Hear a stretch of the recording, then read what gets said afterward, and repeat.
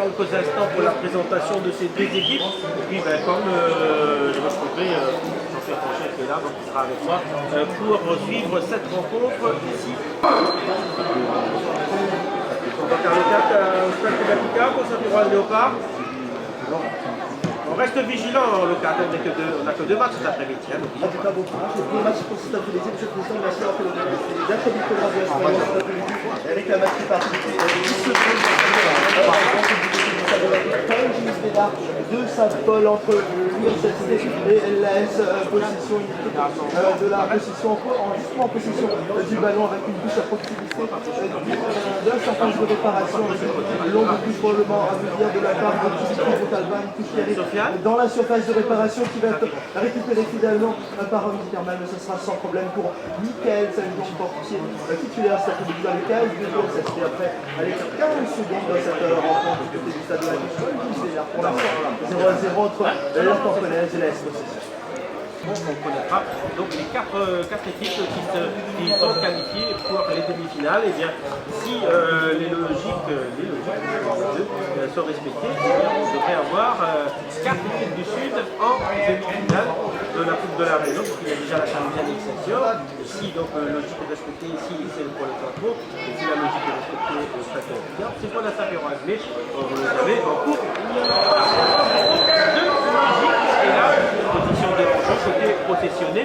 D'accord, là, de la part d'un petit mal, mais l'arbitre assistante, on va dire assistante, puisque c'est Marc-Claude Danor qui avait levé son drapeau et qui est donc signalé en position en jeu anti-thermal, alors que du côté du tamponné, on essaye de partir, mais là également les défenseurs sont bien regroupés à l'image de Mamie Gervais qui dégage son camp, un ballon récupéré par David Latour. Finalement il va y avoir une touche puisque anti-thermal a mis le pied, mais pour l'instant on ne peut pas dire qu'il y a des véritables occasions devant les buts des deux gardiens, puisque on a deux gardiens qui sont plus ou moins tranquilles, mais ça ne devrait pas rester là, ça devrait bouger, surtout on devrait mettre en difficulté les gardiens et puis bien entendu les défenses, même si là les positionnés ont réussi à se dégager. M. Commandant ici fait une petite faute qui va permettre à ces positionnés de repartir.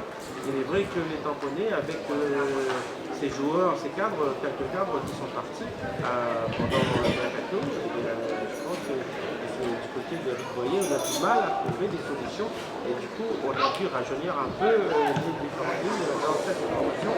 Tamponnais, Giovanni Sangoro, lui en tout cas il est toujours là.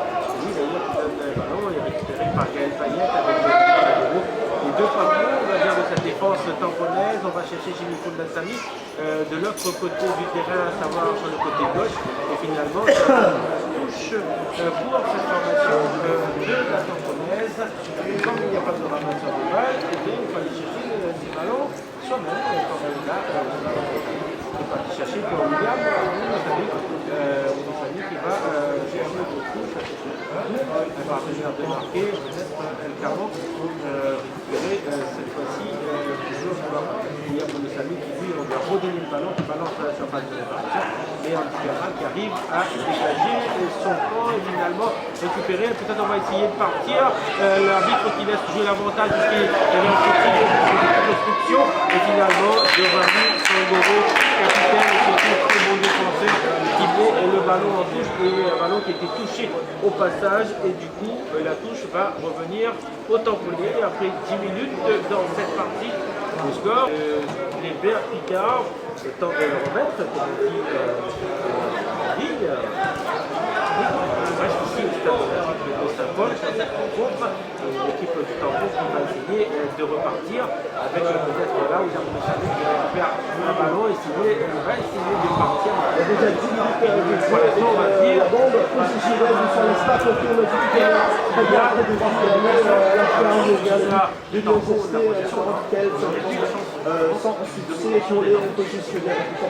Continuons à faire sans les tamponnés concernés en ce qui concerne l'attaque du ballon, mais les positionnés en faisant aussi le ballon, en laissant aussi ont envie de faire la différence. Avec là Roberto El Camo pour Loïc Rivière qui essaie de démarquer et c'est Mickey Millard qui relance de l'autre côté pour lui donner cœur qui va essayer de trouver un partenaire de marquer, qui essaie de trouver au milieu de terrain.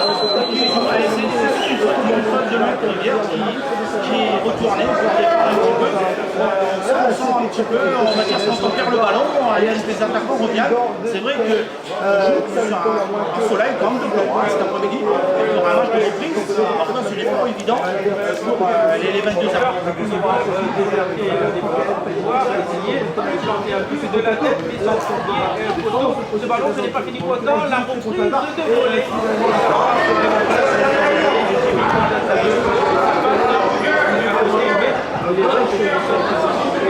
Sur la trajectoire de la pouvoir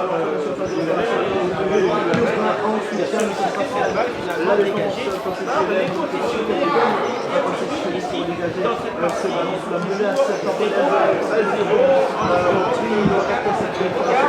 va avoir plus de chance dans sa pirouage de Léopard que le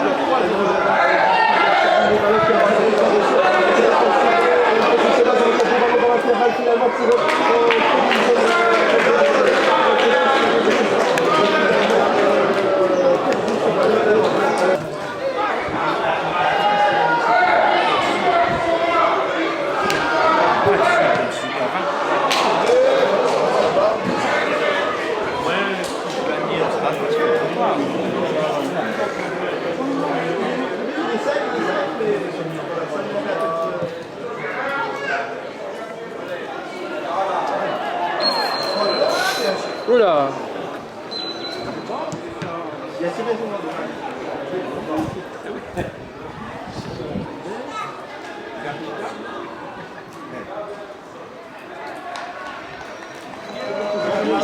Dans la surface de réparation, dégagement de Fanny Gervais qui arrive à dégager ce ballon, c'est étendu. Tiré à ras de terre devant les buts de Gilson Nassibou. C'était une occasion de but pour les Triponais qui, ma foi, depuis le début de cette seconde période est revenu sur ce terrain avec des meilleures options. Avec le jeu de Michael Lassami qui va essayer de trouver le Michael Rivière. Michael Lassami a mis son pro et c'est Michael Lassami qui essaie de... Bien placé, semble-t-il, Roberto Etiamo qui a mal matché.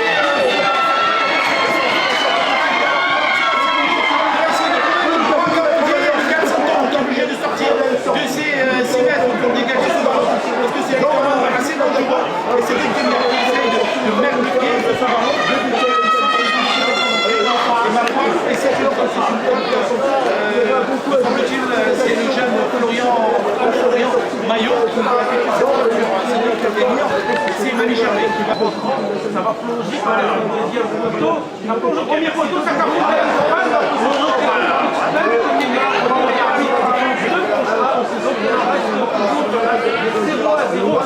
dans cette le temps et la transition. Donc on espère que ça va bouger.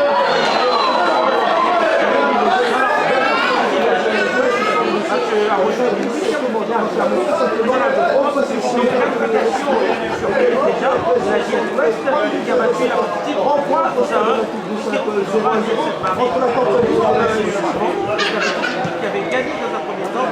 L'appel de la JS Ouest qui avait raison de le faire, puisque là, c'est un résultat qui passe du commentaire dans ce match à rejoindre les huitièmes de finale de la Coupe régionale de football. C'est la fondation. Allez, on va au mathématique du temps. D'ailleurs, qui est toujours ce match n'est pas terminé dans Saint-Éloy-Léopard. Mais pour l'instant, on a l'impression, le gars, c'est 2-0 pour nos premières radios, juste pour vous dire que l'information des 18h, ce sera juste après cette rencontre, bien entendu. Donc, pour tout l'essentiel de l'information sur notre antenne, ce sera donc à l'issue de cette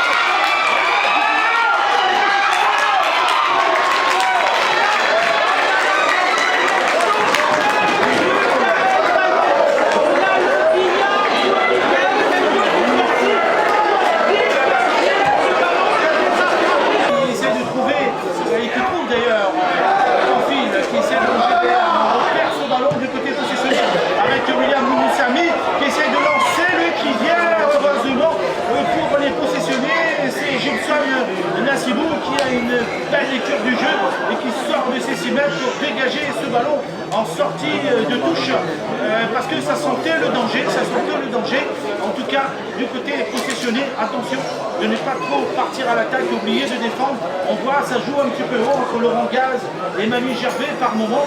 On oublie heureusement qu'il y a Gibson de Nassibou avec ses possessionnés qui commence à perdre pas mal de ballons.